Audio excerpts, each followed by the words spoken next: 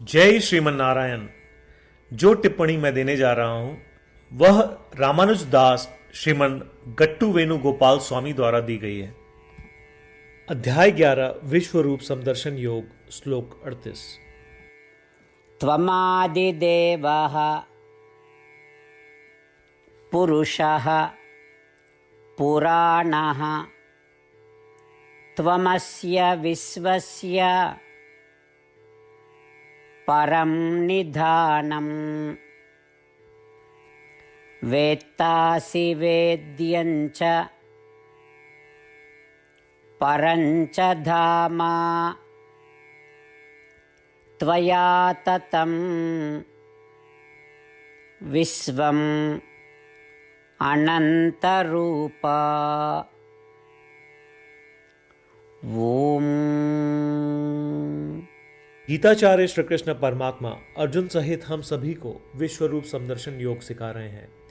इसी क्रम में विश्व रूप को देखकर अर्जुन श्री कृष्ण परमात्मा से इस प्रकार प्रार्थना कर रहे हैं। हे श्री कृष्ण, आप सृष्टिकर्ता हैं। हे श्री कृष्ण, आप भगवान हैं। हे श्री कृष्ण, आप शाश्वत व्यक्तित्व हैं। हे श्री कृष्ण, आप सभी लोगों के परम आश्रय हैं। हे श्री कृष्ण, सारा संसार आपका शरीर है। हे श्री कृष्ण, आप ही वह परम पुरुष हैं जो इस पूरे संसार की आत्मा है। हे श्री कृष्ण, आप परम व्यक्तित्व हैं। आप परम धाम हैं और संसार में सभी को आपको जानना चाहिए। हे श्री कृष्ण, आप ही ज्ञाता और ज्ञान के लक्ष्य दोनों हैं। हे श्री कृष्ण, आपके अनंत रूप हैं और आप पूरे ब्रह्मांड में व्याप्त हैं। इसी तरह अर्जुन श्री कृष्ण परमात्मा की सर्वोच्चता को महसूस कर रहे हैं और उनका साक्षी बन रहे हैं तथा श्री कृष्ण परमात्मा से प्रार्थना कर रहे हैं, आइए हम भी श्री कृष्ण परमात्मा की सर्वोच्चता और दिव्य वैभव को महसूस करें और श्री कृष्ण परमात्मा के प्रति समर्पण करें। श्री कृष्ण परमात्मा या श्रीमन नारायण के प्रति समर्पण करके अपने जीवन को सार्थक बनाने का प्रयास करते हुए आइए हम अर्जुन के शब्दों को श्लोक के रूप में दोहराने का प्रयत्न करें।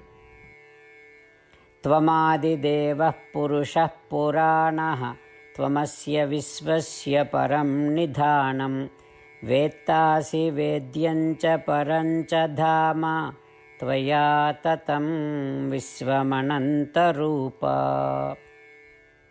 श्रीमद् भगवद गीता का संपूर्ण सार श्री कृष्ण परमात्मा द्वारा अध्याय 18 श्लोक 65 से 70 में 8 कार्य करने के लिए दिया गया है।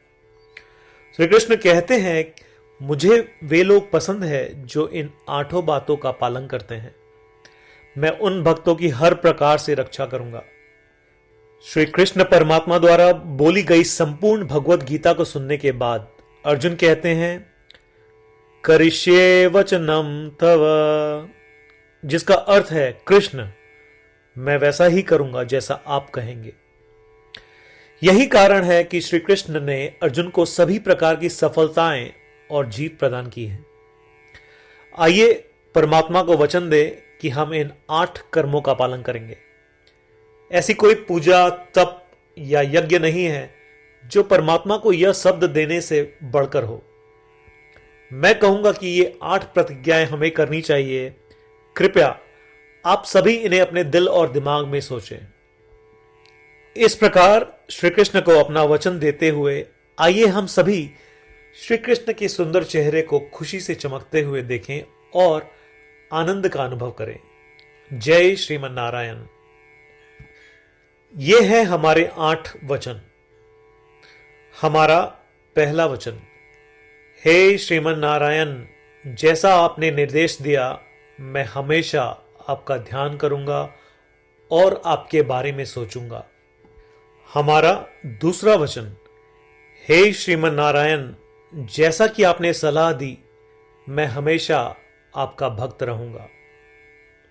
हमारा तीसरा वचन, हे श्रीमन नारायण, मैं अपने सभी कार्य आपकी सेवा के रूप में और आपकी संतुष्टि के लिए करूंगा।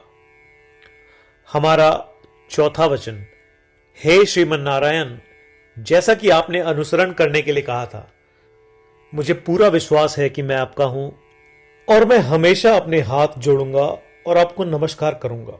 हमारा 5वां वचन, हे श्रीमन नारायण, मुझे आपके शब्द मामेकं शरणं व्रज।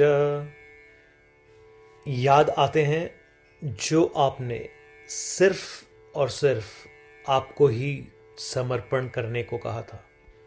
श्रीमन नारायण, मैं केवल आपके प्रति समर्पण करता हूं। हमारा छठा वचन, हे श्रीमन नारायण, मुझे आपके शब्द मां शुचः याद आते हैं कि आप हमें शोक न करने का आश्वासन दे रहे हैं। मैं अब शोक नहीं करूंगा। हमारा सातवां वचन, हे श्रीमन नारायण, आपने हमारे लिए श्रीमद् भगवत गीता देकर हम सभी पर कृपा की है और आशीर्वाद दिया है। मैं कम से कम एक श्लोक पढ़ने या सुनने का वादा करता हूं। हमारा आठवां वचन, हे श्रीमन नारायण, आपने सारी मानवता को गीता प्रदान की। मैं गीता में आपके दिव्य शब्दों को उन भक्तों तक फैलाने का प्रयास करूंगा जो गीता से अपरिचित हैं। हमने अभी अभी परमात्मा को 8 वचन दिए हैं। प्रतिदिन श्रीमन नारायण को यह वचन देना कि हम वैसा ही करेंगे जैसा वे कहेंगे, अपने आप में एक महान पूजा है।